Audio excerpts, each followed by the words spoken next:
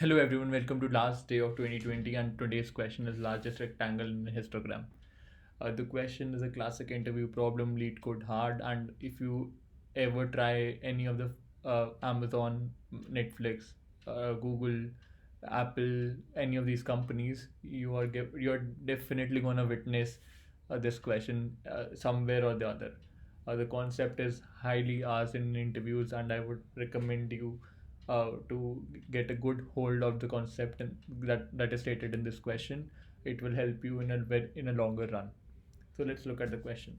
The question says you are given histogram bars and you need to identify the largest area rectangle that can be formed out of it and return that area. So it looks like a mathematical graph problem to us. Uh, uh, the first time I saw it, it looked like something to do with mathematics and calculation of the area part. And let's try and analyze how are you going to do this in interviews. We'll exactly follow the same process, the same approach. So let's look at the example and then we'll jump on to the presentation. So it's 2, 1, 5, 6, 2, 3. The largest histogram area is this one, 5, as it extends to till this height. So 5 into width of 2 gives us the maximum area, that is 10 in this case. And 10 is the answer, expected answer. Now let's jump on to the presentation. So let's look at the algorithm now. Let's revise basics for now. How do we calculate area? Area is given by length into breadth. So if we consider each square, then the height of the square, height of the rectangle would be our length, and breadth is something which is we are not sure of. How can we? Because it will stretch in both the direction, the left one and the right one.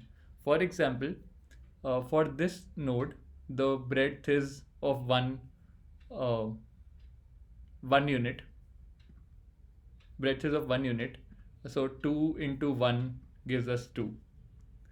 For this rectangle, the breadth is the breadth is of 6 units because it stretches till the end, and the length is of 1 unit. So 1 into 6 gives us 6.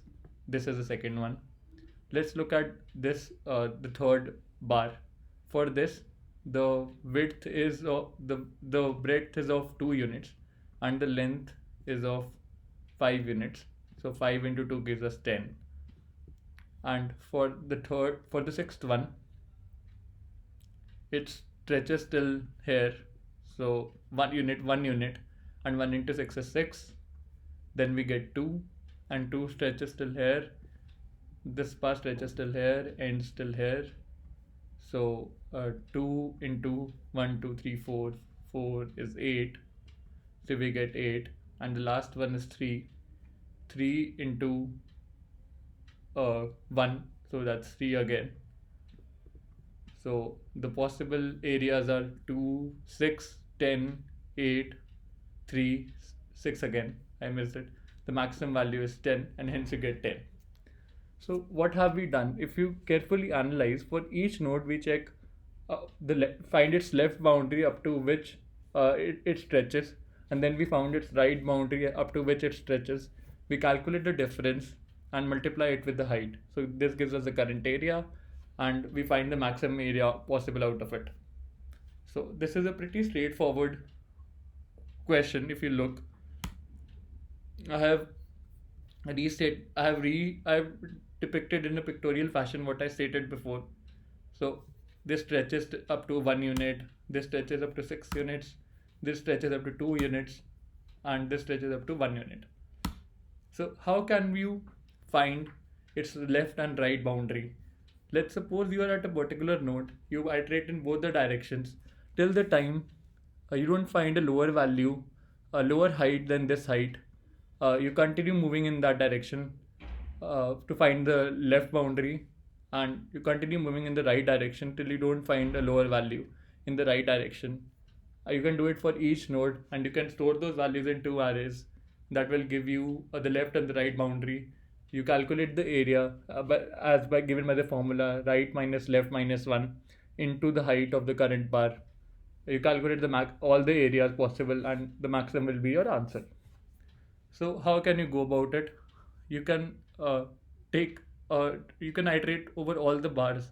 One approach is to iterate over all the bars, store its left index and the right index, right and the left boundary in some arrays, in two different arrays, and the complexity as you are doing it for each bar increases to order of n square.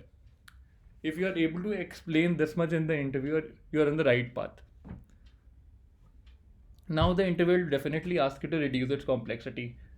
He'll ask you is it possible to reduce the complexity further? The answer is yes. How can we do that? We need to take support of stacks.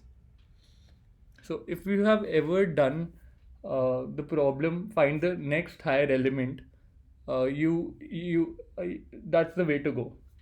Here we'll find the next immediate lower element, the first lower element that you can find, and the approach for finding that can be done in order of n. So instead of using order of n square complexity, you can do it in order of n. Let's see how. So the right boundary can be searched in order of n, left boundary can be searched in order of n for all the nodes. And once you have this information with you, you can subtract this, you can traverse once more in order of n, and you can find the area using the data that you have already stored. So the problem reduced to finding the next lower element on its right from calculating the area of histogram. If you are able to do it, the easier part can be done by using the formula. So let's iterate through how can you find the right boundary for this array.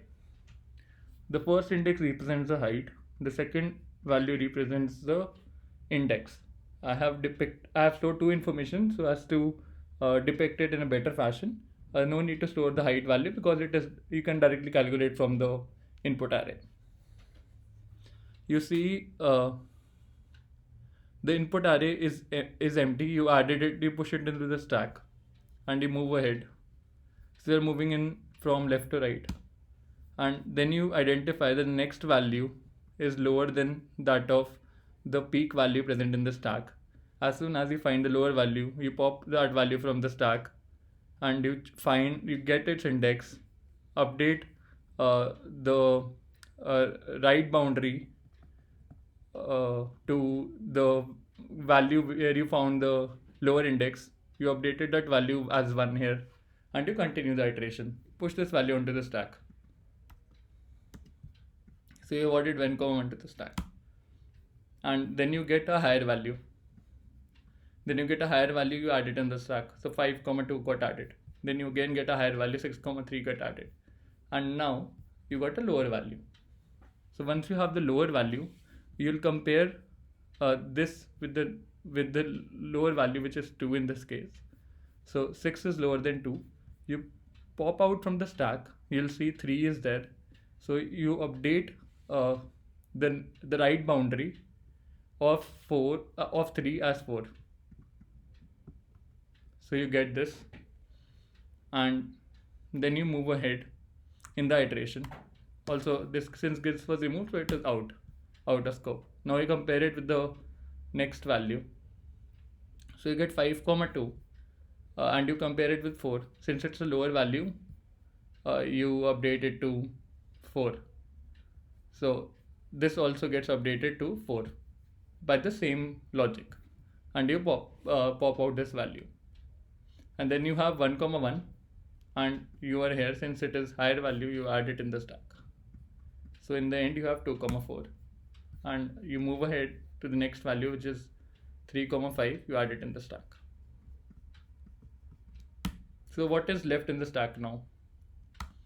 So our stack has 1, 1, 2, 4, 3, 5, and these values were filled 2, 4, 4. Since in the end you'll always have an iterate increasing values in the stack, you remove all the values from it and set it to the end of the array as 6.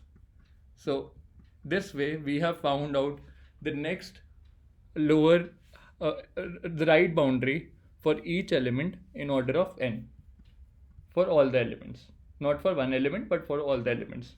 You can do a similar thing for the left boundary and apply the logic to find the difference. Right boundary minus left boundary minus 1 into the height, and calculate the area, all the possible areas, find the maximum out of it, iterating through the loop. So let's look at the code now. I'm running out of time today, and hence I won't be able to give you a live coding session. Rather, I have coded it up previously, and I'll iterate you through the logic that I have written. So in this case, this is a safety check whether height is equal to null or height equals to 0, return 0. Or a smarter way could be simply on this is less than equal to 0, return 0. And then you calculate the total length, all the what are the possible heights, the number of heights that are given in the question. You define a left array for calculating the left boundary, and you define a stack of integers. This stack will store the indices where you find an appropriate position. So the first loop says that you need to iterate through for finding the last number which is smaller than the height, so the left boundary of the system. You'll iterate through all the elements, and this is the order of n.